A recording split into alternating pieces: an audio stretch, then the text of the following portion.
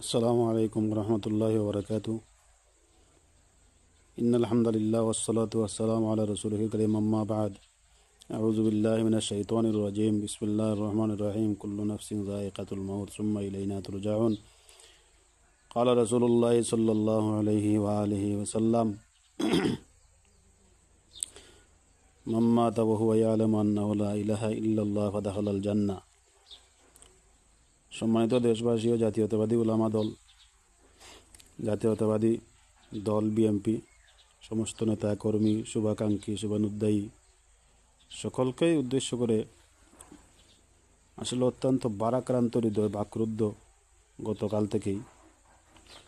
কিন্তু দুইটি কথা না বলে পারছি না, সহ্য করতে পারছি না, এজন্য দুটি কথা বলতেই হচ্ছে। একটি কথা হচ্ছে, আমাদের প্রিয় নেত্রী গতকালকেই চিরবিদায় নিয়ে গেছেন। আমরা গভীর শোক জ্ঞাপন করছি এবং দোয়া করছি। কোরআন শরীফের খতম হয়েছে, দোয়া হয়েছে, আল্লাহ তাআলা যেন ওনাকে জান্নাতুল ফিরদাউসের সুউচ্চ মকাম দান করেন, আমিন। দ্বিতীয় কথা হচ্ছে, আসলে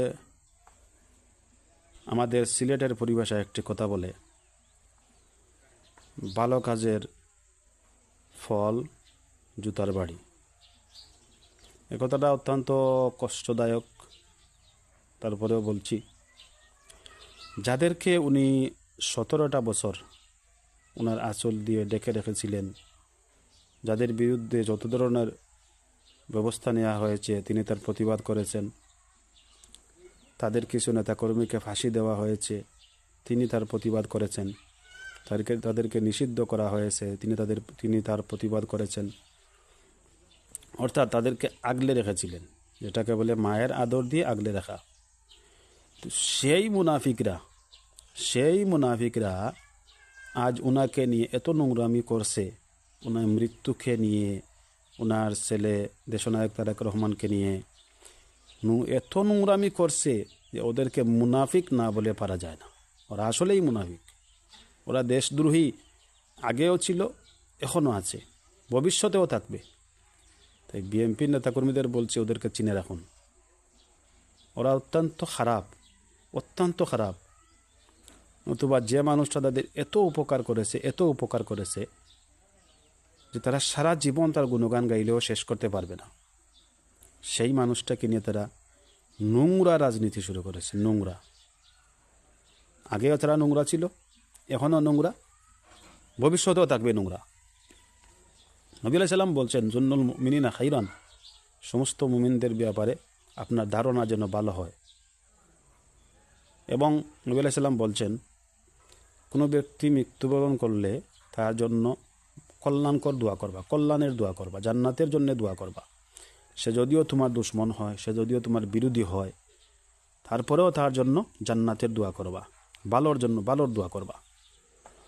কিন্তু সেই সমস্ত নিমক হারামরা দেখলাম, কালকে থেকে দেখতেছি, কিন্তু কথা বলতে পারতেছি না, সেই মুনাফিকরা, সেই নিমক হারামরা বিএনপি চেয়ারপারসন, দেশের সর্বোচ্চ সম্মানিত ব্যক্তিকে নিয়ে নোংরামি করছে। এখন কথা হচ্ছে, ওদেরকে চিনে রাখতে হবে। বিএনপি নেতাকর্মীদের বলছি, ওদেরকে চিনে রাখতে হবে এবং ওদেরকে ঠিক সময় মতো জবাবটা দিতে হবে।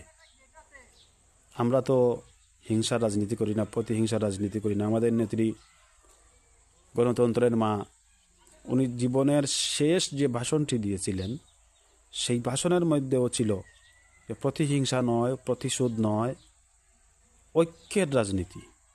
সেই কথাটা ওরা ভুলে গেছে, ওরা ভুলে যাবে। কারণ ওরা তো 71-এ দেশদ্রোহিতা করেছে, 52-তেও করেছে, 47-এও করেছে, 24-এও করেছে। সুতরাং এরা হলো উবাই ইবনে সলুলের বংশধর।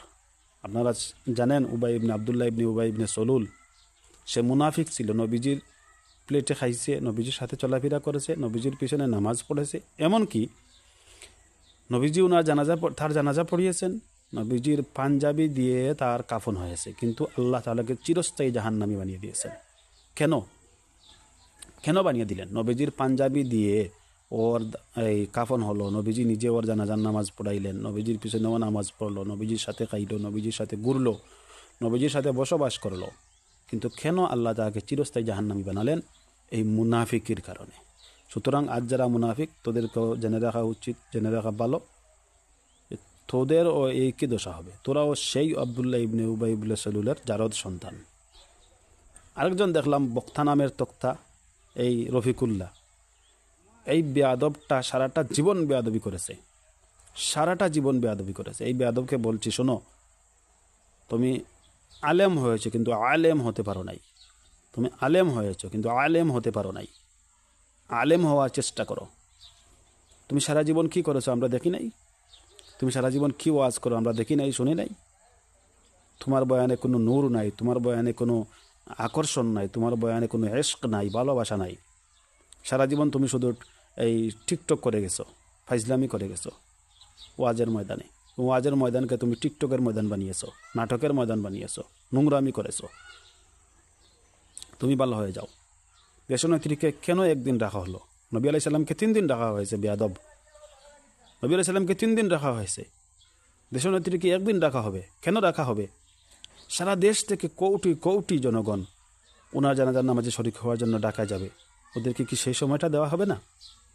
ওদেরকে কি সেই সময়টা দেওয়া হবে না? বিভিন্ন দেশ থেকে লক্ষ লক্ষ মানুষ আসতেছে, বিমানের টিকিট পাওয়া যাচ্ছে না, গাড়ির টিকিট পাওয়া যাচ্ছে না, ট্রেনের টিকিট পাওয়া যাচ্ছে না, কিছু টিকিট পাওয়া যাচ্ছে না, সব বুকিং হয়ে গেছে। ওদেরকে কি সেই সময়টা দেওয়া হবে না? তারা জানাজার নামাজে শরীক হতে পারবে না? তুমি কি বলতে চাইছো, কি বোঝাতে চাইছো? আমাদের বিএমপিতে কি উলামা দল নাই? সেখানে কি বড় বড় আলিম উলামারা নাই? তোমার কাছ থেকে সেই হাদিস শুনতে হবে আমাদেরকে? তুমি আমার মতো যোগ্যতা তুমি রাখো না, ভালো হয়ে যাও। তোমরা কোনোদিন ভালো হবে না, তোমাদের জন্য হেদায়েতের দোয়া করছি।